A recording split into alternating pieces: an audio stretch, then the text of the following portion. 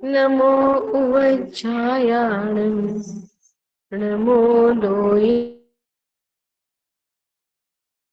बाहुनम् एषो पञ्चमो सौव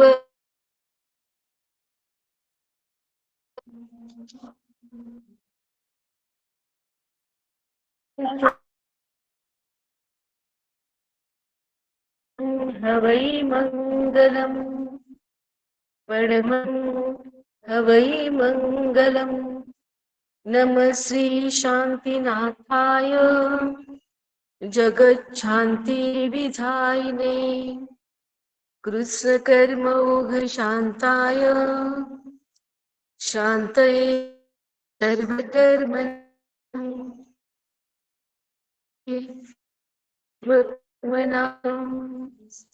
काय असं करूया.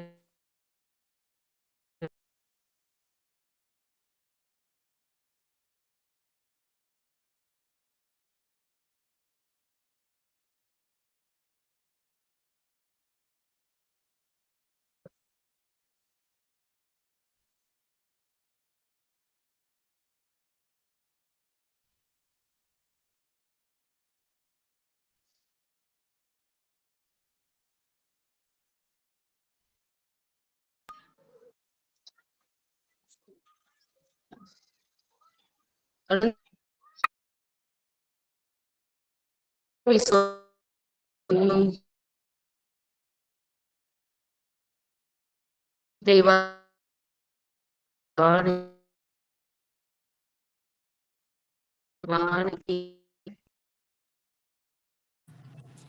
दीदी आवाज ब्रेक होतोय. समस्त आचार्य संघ की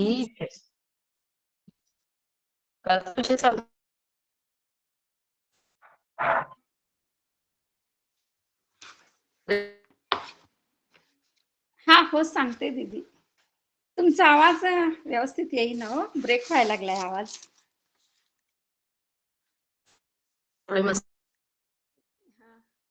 दीदीना आणि प्रतिमाधारीना वंदना, सर्वांना जय जिनेंद्र. माझा येतोय का आवाज? हो येतोय. हा तर दीदीना आणि प्रतिमाधारीना वंदना, सर्वांना जय जिनेंद्र. समाजात सगळेच लोक ज्ञानी नसतात, सगळ्यांचीच दृष्टी वात्सल्याची नसते. तुम्ही चुकीचे व्यवहार केला, प्रायश्चित्त घेतला, पुन्हा असं वागायचं नाही असं म्हटला, तरी पण तुम्हाला बघून, तुमचा व्यवहार बघून ज्या ज्या लोकांच्याकडून निंदा झाली असेल त्या लोकांना तीव्र पाप लागले, ते अज्ञानी होते. पण कदाचित तुमचा व्यवहार बघून कौतुक केले असते, म्हणजे तुमच्या निमित्ताने त्यांनी पाप कमवलं. म्हणून आचार्यश्री म्हणायचे, तुमचा स्वतःचा व्यवहार असा ठेवा की तुम्ही जिथं पण असाल तिथं तुमच्या निमित्ताने दुसऱ्यांना पाप लागायला नको, असा व्यवहार करा. तर तिथं खऱ्या अहिंसा धर्माचं पालन झालं, कारण व्यवहारात सरलता होती. त्यामुळे तुम्हाला आणि तुमच्या व्यवहार बघणाऱ्यांनाही दोष पाप काही लागले नाहीत. दुसऱ्यांची प्रशंसा करणे उच्च गोत्राला कारण आहे, ते तुमच्यामुळे घडलं. तर इथं अहिंसा धर्माचं पालन झालं. एवढे सूक्ष्म विचार घडत नाहीत, पण ते केले पाहिजेत. तर आपल्याही चुका कमी कमी व्हायला मदत मग यामुळे होणार आहे. खरंच हे फार महत्वाचं आहे. सम्यकत्वाची 8 अंगे आहेत. त्यापैकी पहिली 4 निशंकित, निकांक्षित, निर्विचिकित्सा आणि अमूढ दृष्टी, ही पहिली जी 4 अंग आहेत ती स्वतःसाठी आहेत. स्वतःला निशंकित राहिलं पाहिजे. जिनवचनांवर किंचितही शंका मी घेणार नाही. धर्माचरण केल्यावर संसारिक सुखाची अपेक्षा करणार नाही, हे मलाच केलं पाहिजे, म्हणजे आपल्यासाठीच आहे. व्रती महाव्रती लोकांच्या मलिन झालेल्या देहाला बघून ग्लानी करायची नाही, हे सुद्धा मलाच केलं पाहिजे. आणि अमूढ दृष्टी म्हणजे मिथ्या मार्गस्थ गोष्टी करायच्या नाहीत, हे सुद्धा मलाच केलं पाहिजे, म्हणजे आपल्यासाठीची पहिली 4 अंग आहेत. आता उपगुण, स्थितीकरण, वात्सल्य आणि प्रभावना, हे जे 4 अंग आहेत हे दुसऱ्यांच्यासाठी आहेत. कसं तर दुसऱ्यांची उपगहन करायचं. तीव्र कर्माच्या उदयाने ती व्यक्ती च्युत होऊ लागली धर्मापासून, तर तिचं उपगुहन करायचं. एकांतात समजावून सांगून दोषांचे निवारण करायचं. स्थितीकरणात जर एखादी व्यक्ती मार्गातून भरकटत असेल तर तिला त्या मार्गावर लावून स्थिर करायचं. वात्सल्य ही इतरांच्या बरोबर वात्सल्यपूर्ण व्यवहार करणे. वात्सल्य म्हणजे वत्स या शब्दापासून वात्सल्य हा शब्द तयार झालेला आहे. वत्स म्हणजे बाळ. प्रशंसा करताना सुद्धा ती माईकवर करायची आणि दोष सांगताना ते कानात सांगायचे. याच्या उलट करायचं नाही, नाहीतर मग किती प्रशंसा केली तर काही मग उपयोग नाही. यावर आचार्यश्री म्हणायचे, बूंद से गई और हौद से नहीं आती. म्हणजे दोष न सांगता त्या व्यक्तीचे काही चांगले गुणही असतात, त्या गुणांचं कौतुक करायचं. त्या व्यक्तींचे तुमच्याबद्दल भाव चांगले झाले मग. आणि प्रभावना, आता प्रभावनामध्ये धर्माची प्रभावना करणे. या 8ही अंगांचे जे पालन करतात ते प्रभावना करतातच. तुमच्या व्यवहारातून धर्माची प्रभावना व्हायला पाहिजे. तुम्हाला बघून लोक धार्मिक माणसं ही अशी असतात असं त्यांना वाटलं पाहिजे आणि अशी प्रभावना झाली पाहिजे. या अंगाचं पालन केला तर आपल्या सानिध्यात जे जे लोक येणार त्यांचीही अहिंसा धर्माचं मग पालन आपण करतो. आपल्या निमित्ताने त्यांचे भाव बिघडतील असे आपण व्यवहार कधीही करायचे नाहीत. हे सम्यक दृष्टी जो असतो तो असा व्यवहार करणार. कधी कधी चुका होणार पण त्या लगेच तो सुधारतो, सुधारणा त्याच्यात करून घेतो तो. आपल्या संपर्कात जे जे लोक येतील त्यांना दोष लागू नये म्हणून यासाठी काळजी घ्यायची. कळत न कळत जर चुका झाल्या तर त्या चुकांची दुरुस्ती पटकन झाली पाहिजे, याची आपण सावधानता आपल्यात आली पाहिजे. जे अनुव्रती आहेत, सम्यक दृष्टी आहेत, व्रत आचरण करतात, सदाचारी आहेत, भगवंतांची भक्ती करतात, गुरूंची सेवा करतात, गुरूंच्या प्रती समर्पित आहेत, गुरूंचे उपदेश ऐकतात, दुसऱ्यांचे मन शांत राहण्यासाठी स्वतः तसा व्यवहार करतात, दुसऱ्यांचे अवगुण चार चौघात प्रकट करत नाहीत, सद्गुणांची प्रशंसा करतात, हे सगळे मध्यम पात्र आहेत. त्या मध्यम पात्राला आपण जर आहार दिला, सेवा केली, शास्त्र दिला तर आपल्याला सुद्धा उत्कृष्ट पुण्याची प्राप्ती होते. जसं एखादा वैद्य रोगी त्याच्याकडे जर उपचारासाठी गेला असेल तर तो किती मोठा रोगी असला तरी त्याला वैद्य तू किती मोठा रोगी आहेस, तू माझ्याकडे का आलास असं कधीही म्हणत नाही. त्याला धिक्कारत पण नाही, वात्सल्यपूर्ण त्याच्याशी व्यवहार करतो. त्याच्या शब्दाने त्याचा निम्मा आजारच कमी व्हायला पाहिजे असा व्यवहार तो वैद्य करत असतो. उत्तम उत्तम औषध देऊन रोगातून तो बरे करतो. तसं एखाद्या सज्जन व्यक्तीकडे पण जर एखादी दुष्ट व्यक्ती एखादा गेला, चुका करणारा करत असेल तर त्याला बघून ती सज्जन व्यक्ती सुद्धा कधीही असं म्हणत नाही की तुम्ही एवढ्या मोठ्या चुका केलाय आणि माझ्याकडे कशाला आलाय, तुम्ही आमच्या दारात येऊ नका, माझ्याशी बोलू नका, तुमच्यामुळे माझी पण बदनामी होईल, असं सज्जन व्यक्ती सुद्धा कधीही म्हणत नाही. उलट त्याला सांगतात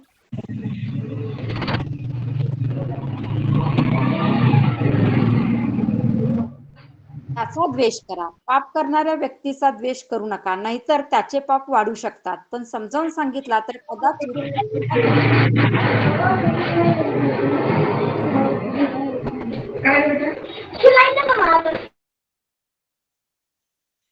माईक कुणाचा चालू आहे, बंद करा. बंद केले, बंद केले. त्याचं स्थितीकरण करून सदाचरणाने कसे व्यवहार करायचे हे समजावून सांगणे.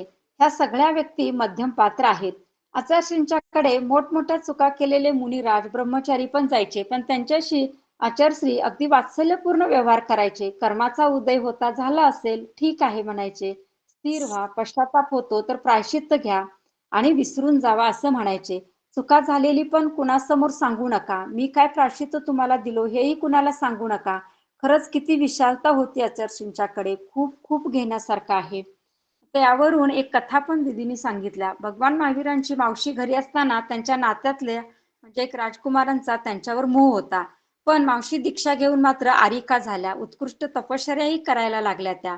आता त्यांचं हे सगळं बघून त्या राजकुमारानं पण त्याला पण वैराग्य आलं आणि तो पण दीक्षा घेतला, तो पण उत्कृष्ट तपश्चर्या करत होता. काही वर्षांनी जंगलातून मग आरिका संघ विहार करत करत गेला तर तिथं एक परम तपस्वी मुनिराज गुहेत तपश्चर्याला बसले आहेत असं कोणीतरी सांगितल्यामुळं त्यांनी त्या पूर्ण संघानं त्यांचं दर्शन घेतलं. पण दर्शन घेऊन बाहेर पडल्याबरोबर विजा चमकल्या, पाऊस मोठा पडू लागला, सगळे कुठंतरी शिळाखाली वृक्षाखाली थांबले. पण ह्या ज्या आरिका होत्या त्या गुहेच्या तिथंच थांबल्या आणि मग भिजल्या होत्या, साडी भिजली होती, त्या जरा पदर झटकल्या आणि तेवढ्यात काय झालं, वीज चमकली आणि मग ते ध्यानस्थ बसलेले मुनिराज डोळे उघडले आणि तिच्याकडे बघितले आणि मग मुनिराजांचे पण भाव बिघडले. मग अशी तिथं ही घटना घडली. मग हे जे काही घडलेलं होतं ते सगळं त्या आरिका माताजींनी ज्येष्ठ माताजींना सांगितल्या आणि काय काय म्हणजे माझं व्रत दीक्षा संपली हेही आता त्यांना सांगितलं आणि तुम्हीच आता मला काय करायचं ते उपदेश द्या म्हणाल्या. तर त्या माताजींचं पण किती मन विशाल होतं. त्या म्हणाल्या, मोहनी कर्माचा उदय तुझाही आणि त्यांचाही होता, पण यातून आपण मार्ग काढला पाहिजे. ते मुनिराज पण आपल्या गुरूंच्याकडे गेले, छेदोक स्थापना प्रायश्चित्त करून घेतले आणि पण 2-3 महिन्यांनी मात्र या माताजी गर्भवती झाल्या. त्यानंतर त्यांनी त्यांची बहीण चेलनाराणीला बोलवून घेतलं, तिला ही सगळी परिस्थिती सांगितली आणि सर्व काही तिचं तुम्ही उरका आणि बाळाला तुम्ही ठेवून घ्या आणि पुन्हा तिला पाठवून द्या संघात, तिला पुन्हा दीक्षा देऊया असं म्हणाल्या. तर किती माताजींचं पण मन विशाल होतं, त्यांनी निंदा केली नाही, शिव्या घातल्या नाहीत, सगळं समजावून सांगितल्या. कर्माचा उदय होता, काळजी करू नका. चेलना राणीनं पण किती व्यवस्थित त्यांचा सांभाळ केला आणि सगळं पूर्ण झाल्यानंतर पुन्हा तिला संघात आणून सोडल्या. माताजींनी पुन्हा दीक्षा घेतली. तिकडे मुनिराज सुद्धा दीक्षा पुन्हा घेऊन पश्चाताप केले, प्रायश्चित्त गेले, तपश्चर्या केले आणि समाधी मरण करून स्वर्गात गेले. या आरिका पण स्वर्गात गेल्या. या गोष्टी जर म्हणजे तेव्हा घडल्या म्हणून हे सगळं त्यांनी सगळं म्हणजे मन विशाल होतं, कर्माचा उदय हे सगळं माहिती होतं म्हणून हे ठीक झालं. पण आता जर या अशा गोष्टी घडल्या तर काय होईल आणि काय नाही आपण सांगूच शकत नाही. इतका उहापोह झाला असता. पण स्थिती करण्याची ताकद आपल्याला यायला पाहिजे, म्हणून ह्या अशा या कथा अनुभव ऐकणं फार महत्वाचं आहे. 2006 साली सुद्धा दिदीनी त्यांचा एक अनुभव सांगितला. आचार्यश्रींच्या दर्शनाला जात होत्या तेव्हा रेल्वेत त्यांना एक मुलगी भेटली, आपल्याच धर्मातली होती. 11वीतून तिनं कॉलेज सोडलेलं होतं, कारण तिचं काहीतरी कॉलेजमध्ये झालेलं असणार आहे, म्हणून तिच्या आई वडिलांनी तिला कॉलेजला पाठवलं नव्हतं. मग दिदीने तिची विचारपूस केल्यानंतर म्हणजे माझ्याकडे येऊन थांबतीस का असं विचारलं, तर ती मग राहायला त्यांच्याकडे आली. आणि मग तिच्या बाबतीत पण तिनं काय काय म्हणजे घडलं होतं, तिनं काय केलं होतं ते सगळं दिदी मनमोकळेपणाने तिनं दिदीला सांगितली. आणि मग म्हणाली की दीदी आता तुम्ही ठरवा ठेवून घ्यायचं का नाही ते. दीदीने तिला ठेवून घेतलं. खूप छान स्थितीकरण केलं तिचं. आई वडिलांना पण त्यांनी समजावून सांगितलं. वडील म्हणाले तुमची जबाबदारी असेल तर तुम्ही ठेवून घ्या. मग ठेवून घेतला. शिक्षण पूर्ण झालं. आचार्यांच्याकडे पण जाणं येणं सुरू झालं. मार्गदर्शन छान मिळालं. तिनं आजीवन ब्रह्मचारी व्रत घेतली. आता सुद्धा खूप छान स्वाध्याय करते, व्रताचं अगदी तंतोतंत पालन करते. जर त्यावेळी तिला इतरांच्या सारखं जर केलं असतं, झिडकारलं असतं तर तिचा मार्ग वेगळा झाला असता. पण खरोखरच दिदीनी तिचं खूप छान स्थितीकरण केलं आणि एका अस्थिर जीवाला स्थिर करून सन्मार्गी लावल्या. एका जीवाचं कल्याण केलं त्यांनी. खरंच धन्यवाद दीदी, तुम्हाला किती देऊ तेवढे कमीच आहेत. आपण हे अनुभव लक्षात घेऊन आपल्यात सुद्धा परिवर्तन करून घेतलं पाहिजे. खरंच आचार्यांच्यातली विशालता एवढी महान होती, त्याचा पगडाच दिदींच्यावर सुद्धा पडलेला आहे. म्हणून दिदीनं सुद्धा असं गुरु भेटणे फार त्यांची पुण्याई समजायला पाहिजे. अशा महान व्यक्तींच्या सानिध्यात सुद्धा त्यांना राहायला मिळालं, खूप काही शिकायला मिळालं. पूर्ण आयुष्याची शिदोरीच आचार्यांनी त्यांना देऊन गेलेले आहेत. खरंच दीदी, तुम्ही जे अनुभव सांगता त्यातून खूप खूप घेण्यासारखं आणि शिकण्यासारखं आहे. सध्या वर्तमानात ह्या गोष्टी माहीत असणं खूप खूप गरजेचं आहे, कारण हल्ली समाज अगदी राईचा पर्वत करतो, पण त्या पाठीमागचं कारण काय आहे किंवा कर्मसिद्धांत समजून घेत नाही. त्यामुळे आता तुमच्या या अनमोल अमृतातून बराच आमच्यात सुद्धा फरक पडणार आहे. आपली दृष्टी इतकी विशाल करायला पाहिजे की कोण कशी वागणारी व्यक्ती असेल तरी पण त्यांचा वर्तमान काळ बघून द्वेष करायचा नाही. त्यांच्या भविष्य काळाकडे आपण बघायचं. ते भविष्यात प्रायश्चित्त घेऊन उत्कृष्ट होतील आणि त्या म्हणजे पुण्य संपादन करतील आणि त्यांचं बघून आपण मात्र दुर्गतीला जाऊ शकतो. त्यामुळे आपल्यात सुद्धा विशालता यायला पाहिजे. म्हणून प्रथमानुयोग वाचायला पाहिजे. किती प्रतिकूलता आली तरी डळमळत नाही आपण. मग परिणामात सुद्धा उज्ज्वलता कशी असली पाहिजे हे सुद्धा त्या ग्रंथामधून लक्षात येतं. हल्ली आंतरजातीय विवाह सुद्धा केला जातो, तर त्यांचं पण मोहनी कर्म आहे, पण पूर्वभावाचे पण काही ऋणानुबंध असतील, त्यामुळे असं होत असेल. पूर्वी 17-18 वर्षातच लग्न केली जायची. आता मात्र काय होतंय, 25 वर्ष झाली तरी लग्न करत नाहीत आणि मुलींच्यात मात्र विकारी भाव फार जास्त असतात. त्यामुळे ज्या वयात लग्न व्हायला पाहिजे त्या वयातच झालं नाही तर मग ते स्वतःचा मार्ग त्या शोधत असतात. इथं मोहनीय कर्म म्हणता येत नाही. स्वतःच्या विकारावर त्यांचा संयम नसतो. त्यामुळं ज्या गोष्टी ज्या वयात व्हायला पाहिजेत त्या वयातच केल्या पाहिजेत. वंदना दीदी. जय पुढे आणि जिनेंद्र. थोडी छान सांगितलं. ते काय नाही. चला तर आपण दानशास्त्र, तुम्हाला की नाही ग्रुपला एक पोस्ट टाकले काय आता स्वाध्याय ग्रुपला, धर्मचर्चामध्ये ज्या ठिकाणी फक्त प्रश्नोत्तराचं वापर होत असतं म्हणजे कुणाला काय शंका असतील तर ते विचारलं जातात आणि पाराज भैया त्याला उत्तर देतात. असं आहे. तर एक उत्तर खूप सुंदर आलंय, आपण सगळ्यांनी समजून घेण्यासारखं आहे, म्हणून ते ग्रुपला टाकले. आता तुमच्या समोर असेल ते वाचून बघू शकता. त्याचं आपण थोडं विश्लेषण आणि चर्चा करूया. एकाने भैयांना प्रश्न विचारला, धर्म करायचं म्हणजे काय करायचं आणि धर्म कसा करायचा. त्याच्यावर भैयाने खूप सुंदर उत्तर दिलं. धर्म करायचा विषय नाही, धर्म अनुभवायचा विषय आहे. कारण धर्म करणं म्हणजे काय, आपण काय समजतो, ही पूजा अर्चा केली, ही डोपी घेतली, हे व्रत नियम केलं म्हणजे धर्म केलं. परंतु धर्म करायचा विषय नाही, धर्म अनुभवायचा विषय आहे. म्हणजे तुम्ही करत असलेला धर्म तुमच्या अंतरंगामध्ये अनुभवता आलं पाहिजे. म्हणजे शांती वाटायला पाहिजे, समाधान वाटायला पाहिजे, तुम्ही नेहमी प्रसन्न राहायला पाहिजे. देवपूजा, गुरुभक्ती, उपवास, अनुष्ठाने ही माध्यमे आहेत. कशाची माध्यमे आहेत? धर्माची माध्यमे आहेत. देवपूजा करणं, गुरुभक्ती करणं, उपवास करणं. जरा माईक बंद करा सगळं जरी. माईक जरा कोण चालू, प्रकाश कोण आहे? माईक जरा बंद करा.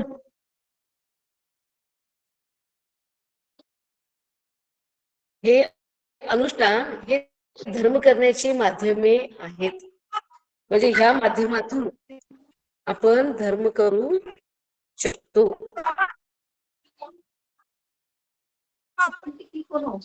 माईक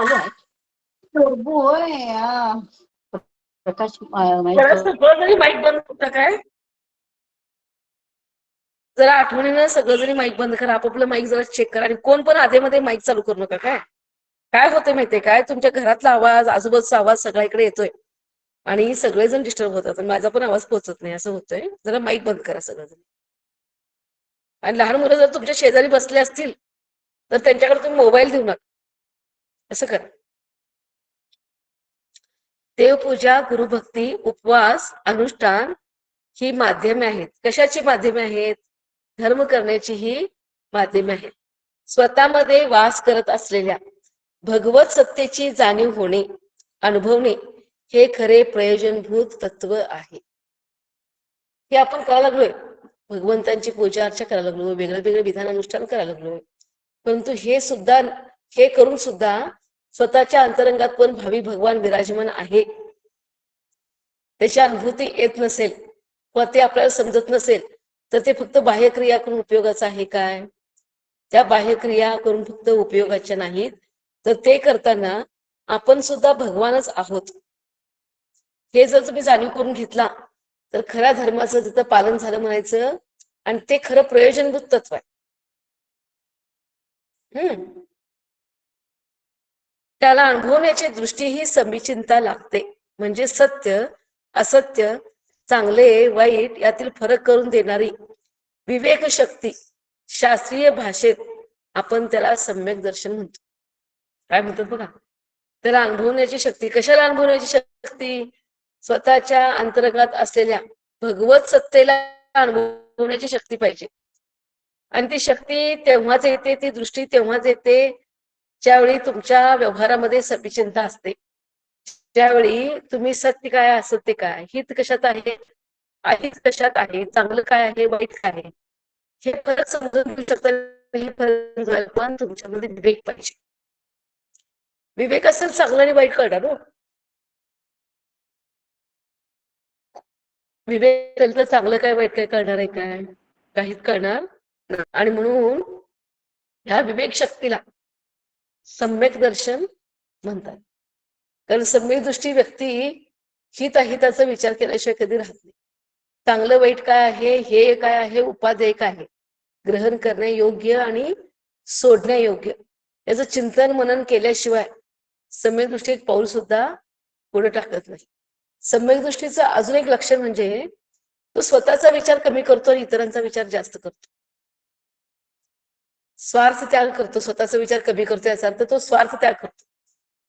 कारण सगळ्यात मोठी तपस्या कशाची असेल तर स्वार्थ त्यागाची तपस्या आहे.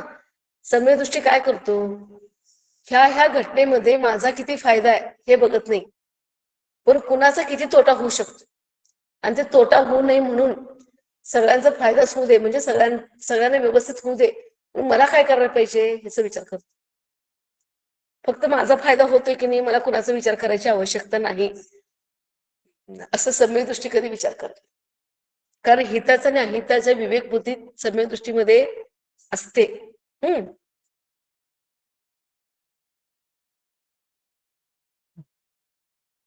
म्हणून विचारांमध्ये, व्यवहारामध्ये समीचिंता पाहिजे. अजून काय सांगतो बघा, त्याला अनुभवण्यासाठी दृष्टीची समीचिंता लागते. म्हणजे सत्य असत्य, चांगले वाईट यातील फरक करून देणारी विवेक शक्ती, शास्त्रीय भाषेत त्याला आपण सम्यक दर्शन म्हणतो. याकरिता हृदय कारुण्याने ओतप्रोत असावे लागते. म्हणजे बघा, पहिलं लक्षण दया धर्मस्य मूलम, आपण म्हणतो की नाही, दया धर्माचा मूळ आहे. खरोखर तुम्ही धार्मिक आहात, खरोखर तुम्ही सम्यक दृष्टी आहात, तर त्याचं पहिलं लक्षण जर काय असेल तर तुमच्या अंतरंगामध्ये करुणाभाव पाहिजे. फक्त करुणाभाव नावापुरतं नाही, सांगण्यापुरतं नाही, तुमचं हृदय करुणेनं ओतप्रोत राहायला पाहिजे. ओतप्रोत असणं म्हणजे काय? अंतःकरणानं ओतप्रोत असणं म्हणजे, तुम्हाला उदाहरण सांगते व्यवहारातलं. एखाद्या भांड्यामध्ये तुम्ही पाणी घातला, पाणी काटोकाट भरलेलं असते की नाही, काटोकाट भरलं असते. जर आपण हलवला की त्या भांड्याला, तर पाण्याचे थेंब बाहेर पडायला सुरू होतात, म्हणजे पाणी बाहेर पडायला सुरू होतं. अगदी काटोकाट तंतोतंत भरलेलं पाण्याचं भांड त्याला ओतप्रोत म्हणतात. तसं आपल्या हृदयामध्ये ती करुणा, ते वात्सल्य असं तुडुंब भरून असायला पाहिजे, की थोडं पण जरा बाहेरचं काय असं दिसलं तर तुमचं हृदय कंपवायला पाहिजे, कंपित व्हायला पाहिजे. अनुकंपा गुण आहे की नाही सम्यक दृष्टीचं?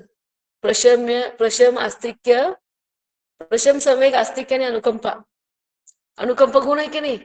थोडं जरी बाहेर अघटित दिसत असेल, असं दिसत असेल, कुणावर संकट, कुणावर प्रसंग, कुणाचे दुःख बघितला तर तुमचं हृदय कंपित व्हायला पाहिजे. आणि अशी वृत्ती सम्यक दृष्टीची असते. अनुकंपा रोमारोमात भरलं असते सम्यक दृष्टीच्या. म्हणून इथं म्हणतात हृदय कारुण्यानं ओतप्रोत असायला पाहिजे. आतले विकार जसेच्या तसे ठेवून केवळ बाह्य रूप बदलणे म्हणजे केवळ मुखवटा आहे.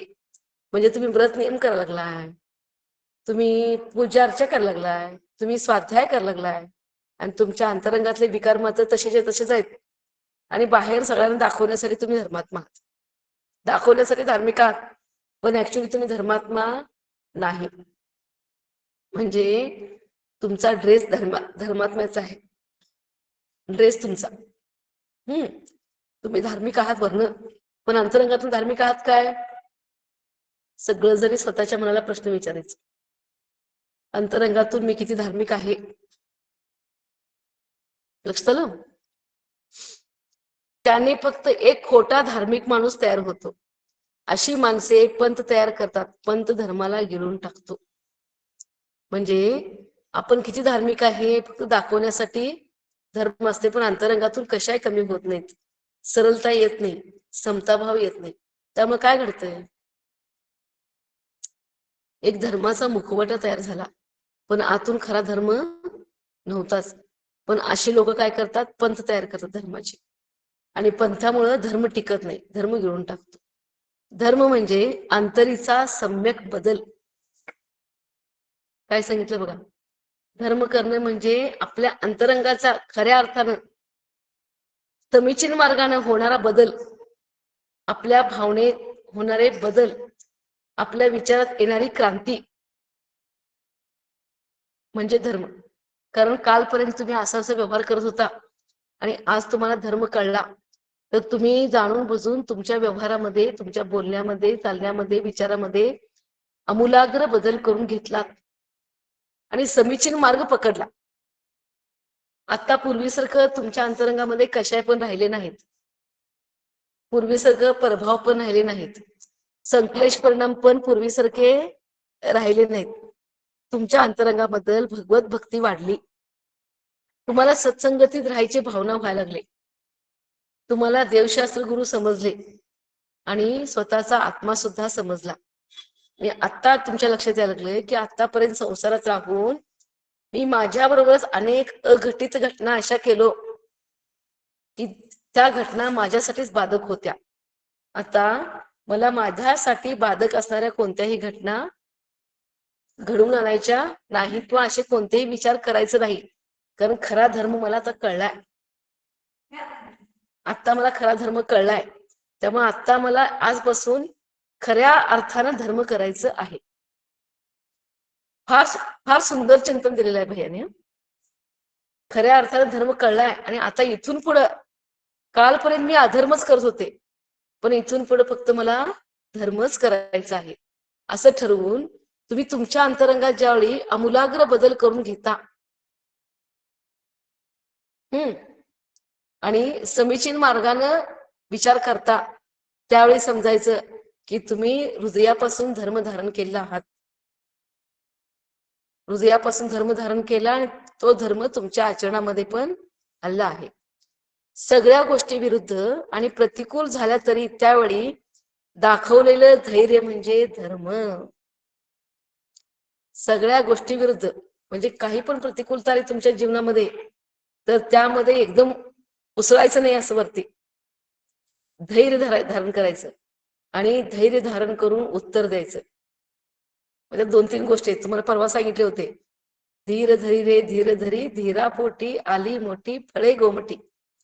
धीर धरून तुम्ही जर प्रत्येक गोष्टीचा जर निर्णय घेतला तर तुम्हाला चांगलेच परिणाम मिळणार, नसेल तर मिळणार नाही.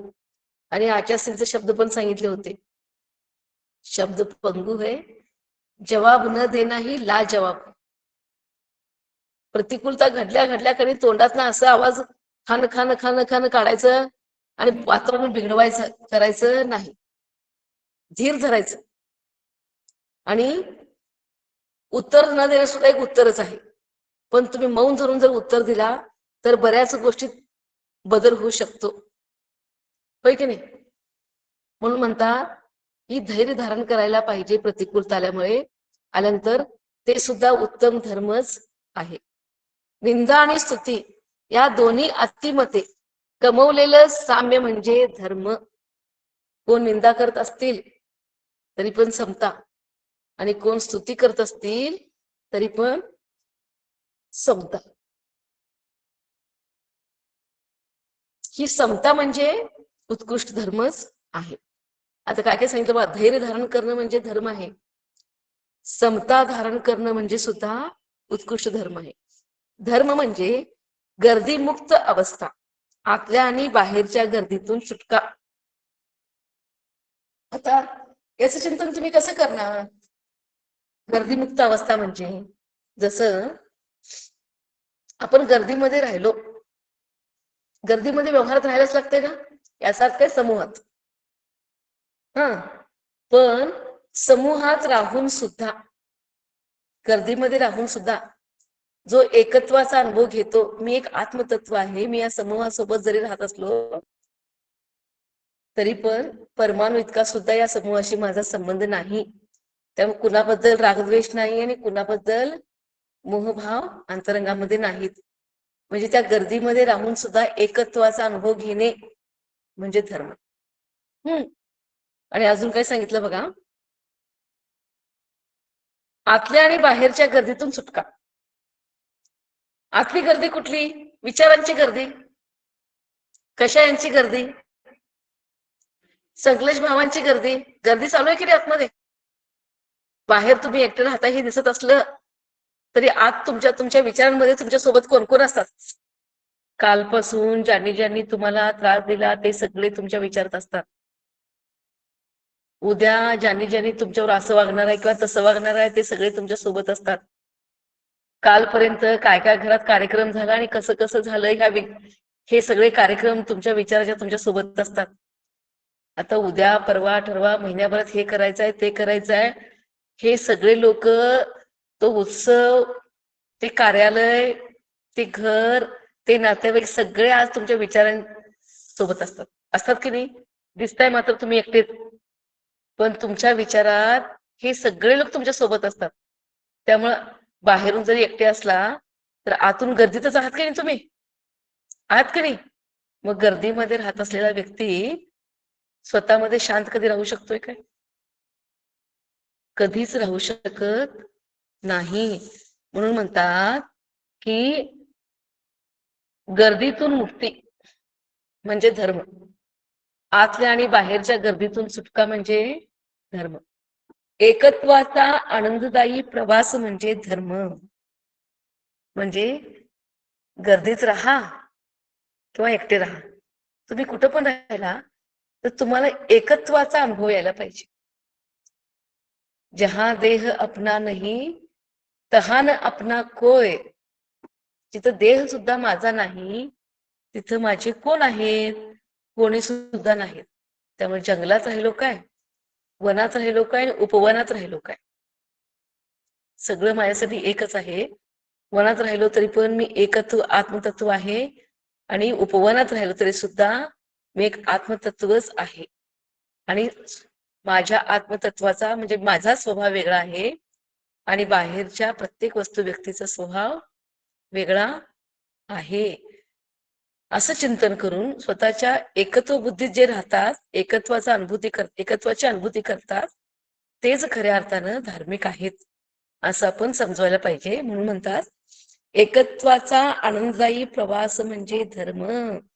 आणि ते एकत्वाची अनुभूती घेताना तुमच्या अंतरंगामध्ये आनंद वाटायला पाहिजे, प्रसन्नता यायला पाहिजे. धर्म म्हणजे शरीरासकट सगळं बाह्य जग, नातेसंबंध, चित्रविचित्र घटना, संपत्ती आणि अगदी सुख दुःख सुद्धा माझ्यापासून भिन्न आहेत याची जाणीव होणं. धर्म म्हणजे काय? आपण धारण केलेला देह, देहाशी संबंधित असलेले नातेसंबंध, या देहाशी संबंधित घडलेल्या चित्रविचित्र घटना, देहाशी संबंध असलेले संपत्ती, सुख दुःख, हे सगळे माझ्यापासून भिन्न कसे आहेत, आणि त्यामुळे या सगळ्यांचा माझ्याशी संबंध नाही. संबंध नसल्यामुळे त्यांच्या प्रती रागद्वेष व्हायचं काहीच कारण नाही. याची जाणीव करून स्वतःच्या अंतरंगात रममाण होणं म्हणजे खरं धर्म. कर्माच्या चांगल्या वाईट उदयात सुद्धा मनाचं संतुलन अबाधित राहणं म्हणजे धर्म. कर्माच्या चांगल्या वाईट उदयात म्हणजे अशुभ कर्माचा उदय असेल, शुभ कर्माचा उदय असेल, साता कर्माचा उदय असेल किंवा असाता कर्माचा उदय असेल, चांगल्या कर्माचा उदय आलं म्हणून हरकून पण जायचं नाही, आणि वाईट कर्माचा उदय आलं म्हणून संक्लेशित पण व्हायचं नाही. ह्या दोन्ही मध्ये समताभाव धरायचं, मनाचं संतुलन घालू द्यायचं नाही, अबाधित ठेवायचं. आणि अशा भावनेला धर्म म्हटलेला आहे.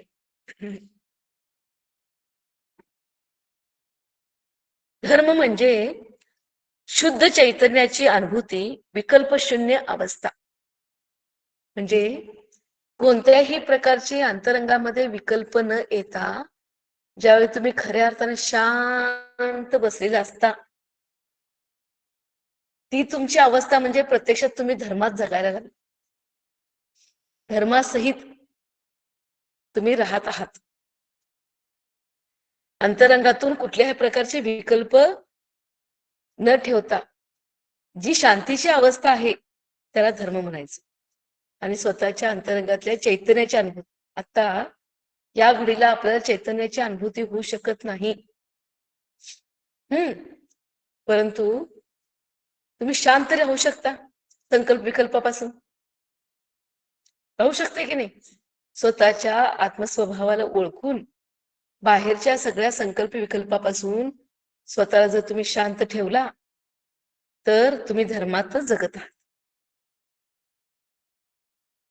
यासाठीच ममत्वाचा त्याग करावा लागतो, कारण अदृश्य बेड्यांना घट्ट मिठी मारणाऱ्यांना स्वातंत्र्याची स्वप्ने कधीही पडत नाही. काय म्हणतात बघा, या सगळ्याची अनुभूती येण्यासाठी तुम्हाला आधी काय करायला पाहिजे? सगळ्यात आधी ममत्वाची त्याग करायला पाहिजे. ममत्वाचा त्याग करायला पाहिजे. ममत्व त्याग करण्याची साधना तुम्हाला करायला पाहिजे. मग ममत्व कुणा संबंधी? सगळ्यात आधी आपण धारण केलेल्या देहासंबंधी ममत्व. कारण देह म्हणजे मी आणि मी म्हणजे देह आपण समजून घेतो. तन उपजत अपनी उपजान तन तन नशत आपको नाशमान रागादी भाव हे दुःख दैन.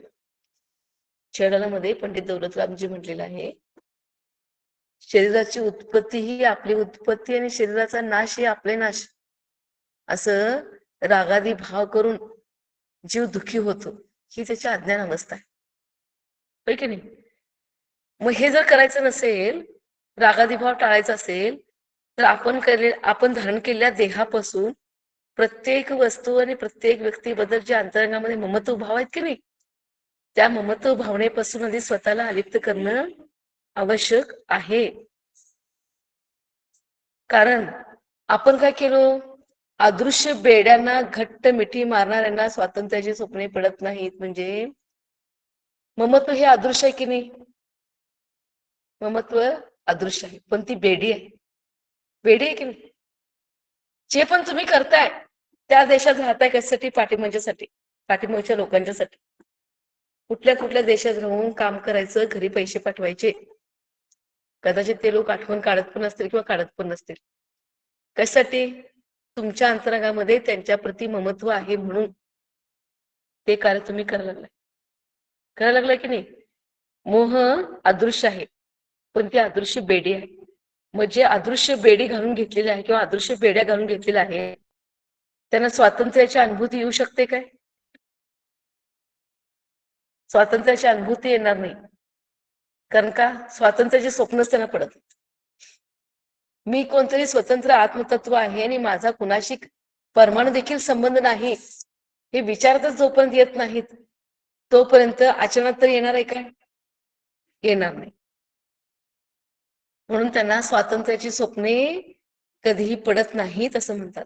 यासाठी उपवास, अनुष्ठाने, याकरिताच प्रतिमा, यासाठी तप आणि मुनिधर्म. आता हे सगळं प्राप्त होण्यासाठी उपवास करायचे असते, वेगळी अनुष्ठाने करायची असतात, वेगळे पूजा अर्चा करायचे असतात, स्वाध्याय करायचं असतो, प्रतिमा पालन करायचे असते, तपश्चर्या पण करायचं आणि मुनिधर्म पण पाळायचं. त्यासाठी आतापर्यंत आपण जे धर्माचं स्वरूप समजून घेतलो ना, त्या पद्धतीचं धर्म करण्यासाठी हे सगळं आपण करतो. पण प्रत्यक्षात ह्या क्रिया सगळ्या आपण करतो. उपवास करतो, अनुष्ठान करतो, पूजा अर्चा करतो, प्रतिमा घेतली, मुनिधर्म पाळला, हरिका धर्म घेतलं, पण हे सगळं कळलंच नाही तर. आणि जर हेच नाही कळलं तर खऱ्या अर्थानं धर्म व्हायला लागले काय आपल्याकडनं? काहीच नाही होत. धर्म म्हणजे अरिहंत सिद्धांचे सामर्थ्य आणि आनंद स्वतःतच असल्याची खात्री. म्हणजे आता मी अरिहंत नाही, आता मी सिद्ध नाही, परंतु तुम्ही पण नाही, मी पण नाही, परंतु तुम्ही सुद्धा आणि मी सुद्धा आज नाही उद्या अरिहंत भगवान होणारच आहे. सिद्ध परमेश्वरी होणार आहे. ते सिद्ध परमेश्वरी होण्याचं सामर्थ्य माझ्यामध्ये आहे. अरिहंत भगवान होण्याचं सामर्थ्य माझ्यामध्ये आहे. आणि त्यामुळं मी आत्मतत्व म्हणजे सुखी, आत्मतत्व म्हणजे आनंदी, शक्तिशाली, अनंत दर्शन स्वरूपी मी, अनंत ज्ञान स्वरूपी म्हणजे मीच, अनंत सुख स्वरूपी म्हणजे मी, आणि अनंत वीर स्वरूपी म्हणजेच मी. मी म्हणजेच अरिहंत भगवान, मी म्हणजे सिद्ध भगवान. कारण अरिहंत सिद्ध पदाच्या प्राप्तीसाठी ते सामर्थ्य माझ्यातच आहे. आणि त्यामुळे मी आज आनंदीच आहे, सुखी आहे. आत्मा म्हणजे आनंद, आत्मा म्हणजे सुख, आत्मा म्हणजे शांती, याची खात्री व्हायला पाहिजे. खात्री तेव्हाच होणार जेव्हा प्रत्यक्ष अनुभव घेण्यासाठी तुम्ही साधना करणार. जोपर्यंत प्रत्यक्ष अनुभव घेण्यासाठी साधना करणार नाही तोपर्यंत खात्री होईल काय? होणार नाही. हे सगळं अनुभवण्यासाठी प्रचंड मेहनत करावी लागते. ही मेहनत शरीराची कमी आणि मनाची जास्त आहे. ही मेहनत म्हणजेच साधना. फक्त देहानं मेहनत होऊ शकत नाही, मनानं मेहनत व्हायला पाहिजे. का माहितीये काय? ते सगळं साठवून बसले ना उकिरडं आतमध्ये, ते बाहेर कोण उपसून उपसून काढणार? बाहेरचे नोकर काढू शकतात काय? किती पण पगार देऊन ठेवतो, घर स्वच्छ करा म्हटलं तर घर स्वच्छ करतील, पण पगार देऊन ठेवतो आणि माझं मन स्वच्छ करा म्हटलं तर कोण करू शकत नाही. तुमचं मन स्वच्छ करायला तुम्हीच कामाला लागायला पाहिजे, तुम्हीच मेहनत घ्यायला पाहिजे. तुम्हाला शांत ठेवायला तुम्हीच मेहनत घ्यायला पाहिजे. तुम्हाला पुण्य कमवायला तुम्हीच मेहनत घ्यायला पाहिजे. तुम्हाला सुख शांतीची अनुभूती करायचं असेल तर तुम्हीच मेहनत करायला पाहिजे. आणि या मेहनतीलाच साधना म्हणतात. दररोज थोडा वेळ शांत बसून स्वतःच्या सामर्थ्याचा बोध करून घ्यावा.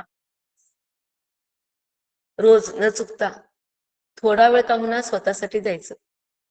24 तासापैकी तुम्ही 23 तास दुसऱ्यांसाठी करा, पण 1 तास का होईना स्वतःला द्या.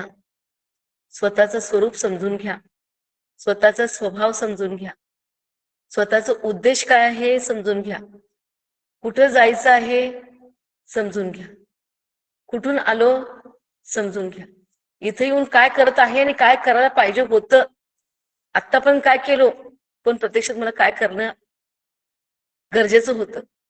आता इथून पुढं पाठीमागे जे केलं तेच करत राहायचं काय त्यात परिवर्तन करायचं हे समजून घ्या. आणि खरोखर जर तुम्हाला वाटत असेल परिवर्तन घडायला पाहिजे आपल्यामध्ये, तर त्या पद्धतीने तुम्ही मार्ग पकडायला लागलाय काय, त्या मार्गावर तुम्ही चाललाय काय हे समजून घ्या. मग कुठतरी तुमची साधना सुरू होणार आहे.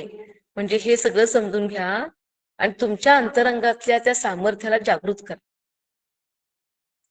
तुमच्यात पण ती शक्ती आहे, माझ्यात पण ती शक्ती आहे. जी शक्ती ज्या सिद्ध भगवान म्हणून विराजमान आहेत कैवल्यामध्ये, त्यांच्यात होते. त्यांच्यातली शक्ती तुमच्यातली शक्ती आणि माझ्यातली शक्ती वेगळी नाही. सगळ्यांच्या मध्ये समान शक्ती आहे. त्यांनी त्यांच्या शक्तीला ओळखलं, उपयोग करून घेतला, म्हणून ते भगवान झाले. आपण आजपर्यंत फक्त शक्तीची चर्चा करत आलो, खऱ्या अर्थानं अजून सुद्धा ओळखलो नाही. आणि कोण कोण ओळखले पण असतील, पण ते ओळखल्याप्रमाणे त्यांनी अनुभूती पण घेतली नाही किंवा मानलं पण नाही आणि ते सिद्ध करण्यासाठी त्यांनी प्रयत्न पण केला नाही. हे सगळं समजून घ्यायला तुम्हाला वाचावं लागेल. जेवढं वाचणार त्याच्या दुप्पट चिंतन करावं लागेल. आता हे सगळं समजून घेण्यासाठी काय करायला पाहिजे? वाचन वाढवायला पाहिजे. वाचन कशाच वाचन वाढवायचं? स्वाध्याय करायला पाहिजे. वाचाल तर वाचाल. तुम्ही वाचन केला तर स्वतःला दुःखापासून वाचवू शकता, दुर्गतीपासून वाचवू शकता, जन्म मृत्यूपासून वाचवू शकता, अनेक प्रकारच्या दुःखांपासून, संकटांपासून, प्रतिकूलतेपासून आणि पाप कर्मापासून स्वतःला वाचवू शकता. केव्हा? तुम्ही वाचायला शिकायला पाहिजे. वाचणं म्हणजे काय फक्त पुस्तक घेऊन वाचणं काय? वाचणं म्हणजे फक्त पुस्तक घेऊन वाचणं होत नाही. वाचन पण जर पुस्तकात करायचं असेल तर ते समीचीन शास्त्र पाहिजे, की ज्या शास्त्राच्या वाचनानं स्वतःच्या आत्मतत्वाला एक समीचीन मार्ग प्राप्त होईल, असं वाचन आपल्याकडनं व्हायला पाहिजे. पण बऱ्याच वेळा असं घडतं की आपल्याला पुस्तकं प्राप्त होत नाही वाचायला. मग फक्त पुस्तक वाचणं म्हणजे वाचणं नाही, निसर्गातल्या प्रत्येक घटनेला वाचणं, प्रत्येक तत्वाकडे वाचणं, तत्वाला वाचणं, प्रत्येक द्रव्याला वाचणं, प्रत्येक वस्तूला वाचणं म्हणजे वाचणंच आहे. इतरांचा चेहरा पण वाचू शकता तुम्ही, स्वभाव वाचू शकता, की नाही? अनुकूलता प्रतिकूलता वाचू शकता की नाही? जे जे घडायला लागले तिकडे बघणं आणि चिंतन करणं म्हणजे सुद्धा वाचनच आहे बरं काय. वाचणं म्हणजे फक्त पुस्तक घेऊन वाचणं असं अर्थ घ्यायचं नाही. फार विस्तृत वर्णन वाचनासंबंधी सांगितलेलं आहे. पण ते वाचताना सुद्धा काय ग्रहण करायचं आणि काय ग्रहण करायचं नाही, ही दृष्टी आपल्यात पाहिजे. लक्षात आलं काय? तुम्हाला मागे एक उदाहरण सांगितले होते. एक सुंदर स्त्री तरुण अवस्थेमध्ये गेली, तर त्या सुंदर स्त्रीचं प्रेत बघून कोण कोण कोण कसा कसा विचार केला.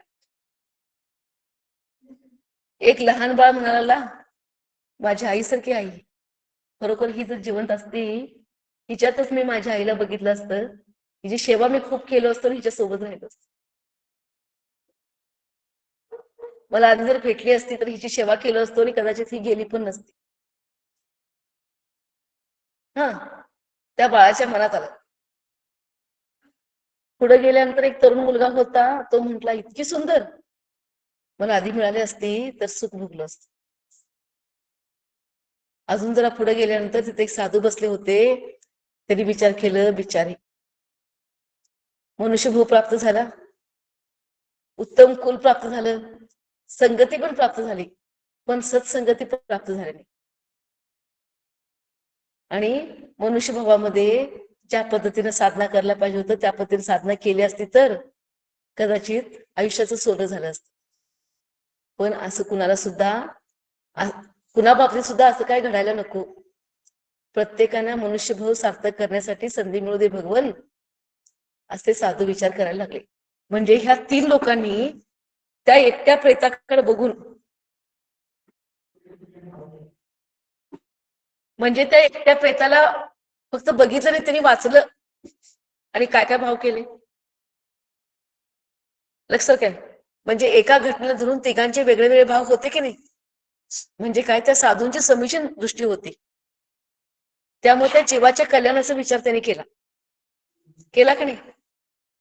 अंतरंगात त्यांच्या दया होती, त्यामुळे ते दयेने ओतप्रत होते. म्हणून म्हटले की मनुष्यभावाचं सार्थक करता यायला पाहिजे होतं, अजून संधी प्राप्त व्हायला पाहिजे होती, होय की नाही. परवा मातांच्या सोबत चर्चा होत होती. सल्लेखनाचे अतिचार आहेत ना, जीवी शंशा, मरणा शंशा, मित्रानुराग, सुखानुराग, विधान, म्हणजे जगण्याची इच्छा असायला नको सल्लेखना घेतल्यानंतर, मरण्याची इच्छा असायला नको, मित्रानुराग असायला नको, सुखानुबंध म्हणजे सुख प्राप्त व्हावं पुढं मी हे साधना करलोय हे पण असायला नको, आणि मला अमुक अमुक हे मिळू दे म्हणून निदान सुद्धा असायला नको. जर असं कुठले पण भाव असले अंतरंगामध्ये तर समजायचं अतिचार लागला, सल्लेखनाचे ते अतिचार. आता एखादी व्यक्ती खूप त्रास व्हायला लागले, खूप त्रास व्हायला लागले आणि म्हणते अजून किती दिवस जगायचं, पटकन जाऊ दे, अतिचार लागला. नाही नाही, अतिचारायचं. आणि एखादी व्यक्ती गेली आणि आपण म्हंटलो बरं झालं हो, त्रास फार व्हायला विचारायला, गेली बरं झालं, गेला बरं झालं, त्रासातून मुक्त झाला, हे सुद्धा हिंसा आहे. बरं काय, हिंसा आहे. का माहितीये काय, त्या जीवाच्या कर्माप्रमाणे घडणारच होतं, पण तो जीव कुठल्या गतीला गेला माहितीये काय, तो जीव कुठल्या गतीला गेला माहित नाही. कदाचित ह्याच्यापेक्षा पण जास्त त्रासात तो गेला असेल तर, इथं त्रास व्हायला हे दिसलं पण ह्याच्यापेक्षा जास्त त्रासात तो गेला असेल तर कदाचित. एक झालं दृष्टी. दुसरी दृष्टी अशी आहे की जे मुनी आरिका आहेत, मुनी आरिका सल्लेखना घेतलेत आणि त्यांची समाधी झाली. जर तुम्ही मनात आणला देवगतीत गेले असतील, स्वर्ग सुख भोगत असतील, पटकन त्यांना मिळालं बरं झालं, असं सुद्धा आणायचं नाही. का आणायचं नाही माहितीये, इथं एक दिवस पण त्यांचं आयुष्य वाढलं तर त्यांनी संयमासहित आहेत. असंख्यात गुणी कर्मनिर्जर त्यांचे चालू आहे. कारण स्वर्ग लोकामध्ये इथल्यासारखं धर्म आणि संयम नाही, त्यामुळे जास्तीत जास्त साधना इथंच करू शकतात, इथंच करू शकतात जास्तीत जास्त साधना. त्यामुळे जितकं जास्त दिवस ते जगतील ते जगू देत, कारण इथं मुक्त झालं तरी पण व्रत संयम असे आहेत म्हटलं तर ते स्वर्गात जाणार तिथं गेल्या गेल्या त्यांना भूक त्यांच्या पाठीमागे लागणार आहे. बरोबर आहे की नाही? त्यामुळं राहू देत व्यवस्थित, अजून थोडे दिवस त्यांची साधना होऊ दे असं म्हणायचं. पण त्रास व्हायला लागलाय, जीव लवकर त्यांचा जाऊ दे किंवा लवकर त्यांनी निघून जाऊ देत, असं आपण कधीही भाव करायचे नाही. आणि त्या जीवानं पण असं कधी भाव करायचं नाही. असं भाव केलं समजा आपल्याला दोष लागला. कळत नकळत घडतात असं हे म्हणून सांगितले. हे सगळं समजून घ्यायला तुम्हाला वाचावं लागेल. जेवढं वाचणार त्याच्या दुप्पट चिंतन करायला पाहिजे. चिंतन केल्याशिवाय वाचलेलं कधीही मनात राहत नाही आणि आचरणात मनात आल्याशिवाय आचरणात पण येत नाही. वर्तनातील बदलाला इतरांनी दिलेल्या उपदेशापेक्षा तुमचे अधिकृत चिंतनच कारण असते. जमते काय ते बघा. काय म्हणतात बघा, वर्तनातील बदलाला इतरांनी दिलेल्या उपदेशापेक्षा तुमचे अधिकृत चिंतनच कारण असते. तुमचं वर्तन तेव्हाच बदलणार, कोण उपदेश केल्यानंतर तुमचं वर्तन बदलणार नाही. तुमच्या अंतरंगाचं चिंतनच तुमचं वर्तन बदलू शकतं. तुम्ही जर उत्कृष्ट चिंतन केलं आणि स्वतःला बदलवायचं म्हणून ठरवला तर तुम्ही स्वतःला बदलवणारच. काय पण तुम्हाला कोण किती पण प्रवचन सांगतील, उपदेश देतील, पण अंतरंगातून जोपर्यंत तुमची तयारी होत नाही बदलायची तोपर्यंत तुम्ही कधीही बदलू शकत. वरनं तुम्हाला छिन्नी हातोडानं जरी घाव घातला तरी पण तुम्ही जसेच्या तसेच राहणार. कारण जोपर्यंत तुम्ही अंतरंगातून ठरवलंच नाही की मला बदलायला पाहिजे, ज्या क्षणी तुम्ही ठरवणार हा हे चुकीचं आहे आणि मला बदलायला पाहिजे, तेव्हापासून तुम्ही बदलणार. पण जोपर्यंत तुम्ही ठरवत नाही तोपर्यंत तुमच्यात बदल घडणं कधीही शक्य नाही. त्यामुळं तुम्हाला हे जमतंय काय बघा. जर जमलं तर समजायचं तुम्ही समीचीन रूपाने धर्म धारण करत आहात. अंतरंगात होणाऱ्या आमूलाग्र बदल आणि त्या बदलासहित समीचीन जीवन जगणं आपल्याकडनं घडायला पाहिजे. आणि हे घडण्यासाठी आपण सगळेजणी उत्तमरित्या प्रयत्न आणि पुरुषार्थ करणं फार आवश्यक आहे. कुणासाठी? कुणासाठी नाही, आपल्यासाठी. आपल्यासाठी दया आपल्यावर करायची आहे, सेवा आपली करायची आहे, काळजी आपली घ्यायची आहे, सुरक्षितता आपल्यासाठी वाढवायला पाहिजे. त्याशिवाय आपण सद्गतीला जाणं कधीही शक्य नाही. आणि प्रत्येकाचं हे कर्तव्य आहे, प्रत्येकाची स्वतःसाठीची जबाबदारी आहे की मला दुर्गतीला जायचं नाही. आतापर्यंतच्या अनेक भवामध्ये चतुर्गतीचं भ्रमण केला, पण इथून पुढं एकाही भवामध्ये तिर्यंच्यामध्ये नरकामध्ये मला जायचं नाही. आणि जायचं नाही अशाच पद्धतीने मला वर्तन करायचं आहे. नरकात पण जायचं नाही, तिर्यंच्यात पण जायचं नाही, अशाच पद्धतीने मला वर्तन करायचं आहे. जेव्हा तुम्ही अंतरंगातून ठरवशिला पक्क, तेव्हाच तुम्ही आचरणात आणणार आहे, व्यवहार चांगला करणार आहे आणि स्वतःला दुर्गतीपासून वाचवणार आहे. आणि हे प्रत्येकाची आपल्या प्रती आपली जबाबदारी आहे, कर्तव्य आहे. असं तुम्ही सगळेजणी आता ऐकल्या. मगापासून आपण चर्चा काय काय केलो, प्रत्येकाने समजून घ्यायचं धर्म काय आहे आणि स्वतःची स्वतःबद्दलची जबाबदारी काय आहे. आपण आपल्याला न्याय किती द्यायला लागलोय आणि आपल्यावर अन्याय किती करायला लागलोय, स्वतःला सुरक्षित किती करायला लागलोय आणि असुरक्षित किती करत आहोत, आपण विचार करायचा आणि त्याप्रमाणे जीवन जगायचं. ओम नमः. किती छान सांगितलं ताई तुम्ही. अनुभव घेण्यासारखं कधी आम्ही असं ऐकलं नाही. असं आज अनुभव प्रवचन झालंय बघा तुमचे. फार छान झालं. अगदी तुला अनुमोदन देतो तुम्हाला. हे भैयाचं चिंतन आहे. भैयाने छान. बघा, भैयाचं चिंतन आहे, माझं चिंतन नाही. आम्ही अनुमोदन आभार देतो. आहे. आभार आहे. भैयाने खूप छान उत्तर दिलं आणि ते मला आवडलं म्हणून म्हटलं तुम्हाला सगळ्यांना ते सांगावं वाचून. होय ताई, मला पण आवडलं. मी माझ्या मुलीला वगैरे सगळ्यांना आभार पाठवलं. आहे. आभारी आहे. हम्म? आभारी आहे दीदी. होय, आभारी आहे दीदी. मला पण लई खूप छान आवडलं ते. सांगितलं. माझ्या मुलीला वगैरे पाठवलं. बरं. चांगली गोष्ट आहे. दीदी तुम्ही खूप छान पद्धतीने ते सांगितलं. हम्म तुम्ही खूप छान पद्धतीने सांगितलं. कसं खूपच होतंय छान माहितीये का आपण वाटलं. फक्त वाचलो की नाही तर ते आपल्याला अर्थपूर्ण होत नाही. हा हा पण विश्लेषण जर केलं की तर अर्थपूर्ण होतं. हा ते मेन आहे. खूप छान सांगितलं दीदी. दीदी वंदना. विश्लेषण आवश्यक असतं. हा बोला. प्रतमान योग ग्रंथ कुठे मिळेल? वर्तमान ग्रंथातलं कुठलं पाहिजे तुम्हाला सांगा. मराठीत? तेच सांगाले प्रथमान योग मधलं कुठलं ग्रंथ पाहिजे तुम्हाला. म्हणजे कुठलं वाचलं तर चांगली हे होईल ते मला सांगा. मी अजून एक पण ऐकून वाचलं घ्या. नाहीये. प्रथमान योग मध्ये प्रथमान योग हा म्हणजे काय ते समजून घ्या. हा प्रथमान योग म्हणजे जे पण चरित्र ग्रंथ आहेत ना 24 तीर्थंकरांचे चरित्र, हा हा हरिवंश पुराण, पद्मपुराण हे सगळं प्रथमान योग मध्ये जे कथा आहेत मोठ्या मोठ्या महापुरुषांचे चरित्र म्हणजे प्रथमान योग. लक्षात मग आलं? हा हा तेच ते बहुबलला पण मिळू शकतात आणि ते आहेत ना त्याचे अजित भैया आहेत ना त्यांच्याकडे पण मिळतात बघ. कुठे? अजित भैया त्याचे अजित कोले त्यांच्याकडे मिळतात प्रथमान योगाचे ग्रंथ सगळे. अजित कोल्हे. त्यांचा फोन नंबर आहे तुमच्याकडे? तुम्ही मला नंतर फोन करा मी तुम्हाला फोन नंबर देते. बर बर ओके ओके. हो.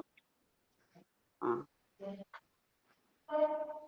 धन्यवाद. वंदना, छोट्या छोट्या गोष्टींचं कलेक्शन असलेल्या मुलांना वाचून दाखवता येईल असं एखादं आहे का? छोट्या छोट्या गोष्टींचं होय. असे ग्रंथ आहेत खूप सोडा पण माझ्याकडे आहेत काय जरा मला बघायला पाहिजे पण संजयजी गोपालकर आहेत ना त्यांच्याकडे मिळू शकतात.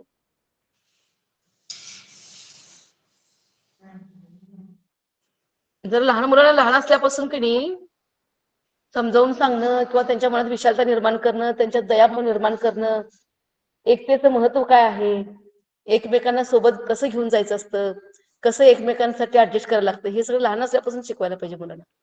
तर त्यांचं व्यक्तिमत्वात विकास होते. त्यांचं व्यक्तिमत्वात कधी विकास होत मुलांचे. एकलकोंडे होतात मुलं खूप. त्याला जिनवाणी म्हणूया.